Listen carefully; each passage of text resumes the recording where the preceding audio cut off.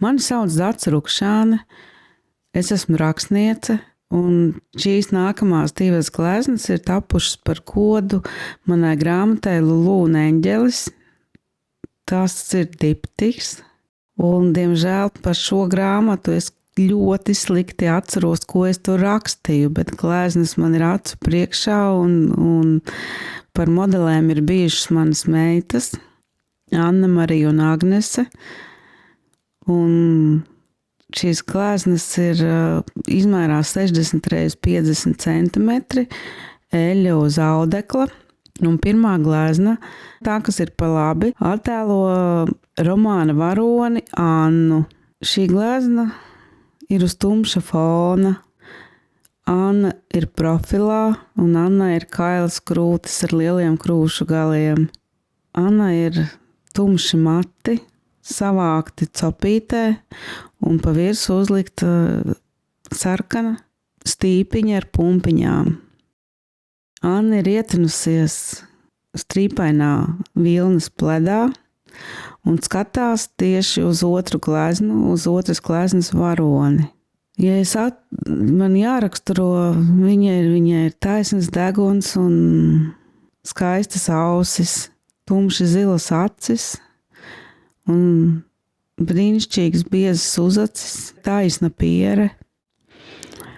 Un Anna manā romānā ir māsa, kas audzina 3 bērnus.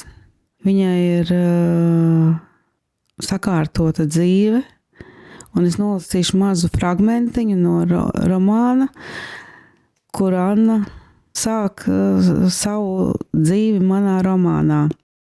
Galvenais ir neaizmirst elpot, es sev atgādinu, izdvešot elsošas skaņas, sviedriem līstot pār pieri, es turpinu lēkāt televizora priekšā. Man nav tik šikas galvas lentes kā aerobikas meitenei no Pica TV, toties ir importa, mohēras getras un ērts, mammas pašūtas likras kostīms ar dubultā nostiprinātu krūšu daļu, lai gan tikko izbarotās krūtis nemaz tik traki nekratās. Jā, Anna ir mammas krūtis. Viņas ir tādas, kā tikko izbarotas un lielas. Un Anna ir garš kakls. Tā kā mani romāni šajā tetraloģijā, kas saucās Smaržu stāsti, ir saistīti ar dažādām smaržām, tad Annas smaržas ir Terija Mjuglera Angel.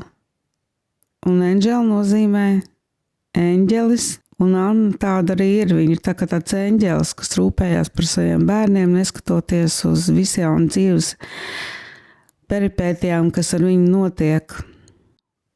Anna ir ļoti skaista. Un Anna skatās uz savu māsu Levu, kas ir gleznā pa kreisi. Lea ir otra māsa, viņa ir jaunāka par Annu, un viņas smaržas ir Lulu no Kašarela. Tas ir tādas dullas, trakas smaržas, un arī glezna droši vien nes šo smaržu ārā. Tā kā šīs smaržas lieto, tad vienmēr notiek kaut kādas nepatikšanas, tādas pozitīvas nepatikšanas vai iemīlēšanās nepareizajos cilvēkos, vienas nakts randiņš un tam līdzīgas lietas. Lea skatās uz Annu. Leas mati ir tumši blondi, savākti astītē, tā ka redzams ir viņas garais kakls un arī skaistās ausis. Arī Lea ir ļoti skaista. Viņai ir gaišāk zilas acis nekā, bet pelēkas tomēr. Nav tomēr pavisam zilas, viņas ir tādas pelēcīgas zilas, gaišākas nekā Annai. Arī viņai ir redzamas krūtis, tās ir mazākas, jo Lea romānā nav bērnu. Arī Lea ir ietinusies tumši brūnā ar svītriņām un rakstiem tādā vilnas pledā. Tūlīt nolasīšu vienu fragmentiņu no Leas, no romāna Lulu un Eņģelis.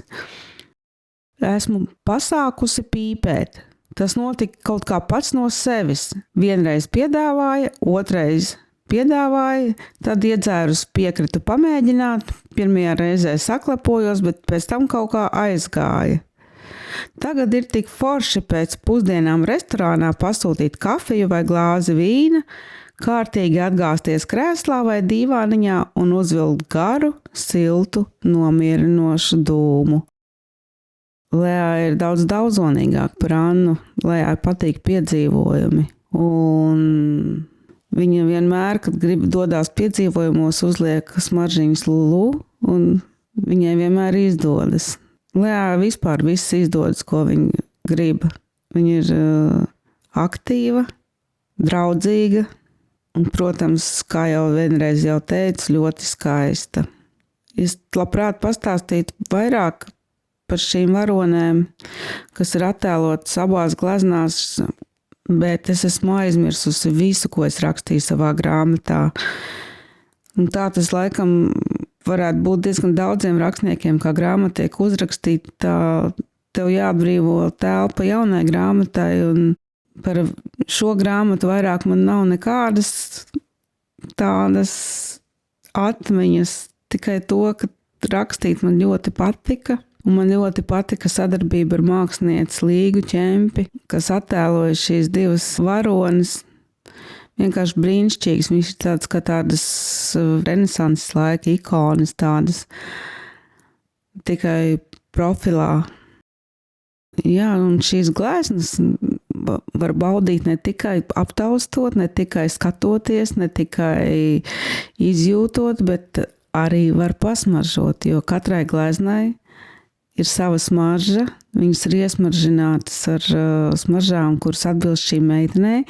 Tātad labi būs Anna, kas ir iesmaržojusies ar Teriju Mjugler Angel, un pa kreisi ir Lea, kas ir iesmaržojusies ar Kašarelu Lulu. Tā kā jūs varat piebāzt degunus pavisam tuvu un pasmaržot, kā šīs gleznas smaržo. Varbūt tā būs labāk saprast, kā meitenes, kas nāk no 90. gadiem, toreiz smaržoja, un abas šīs smaržas bija ļoti populāras. Un Angel ir joprojām viss populārākā smarža Eiropā visos laikos. Anna un Lea skatās vienu uz otru, viņas ir nopietnas, viņas skatās vienu otrai acīs, un tagad viņas paskatās arī uz jums.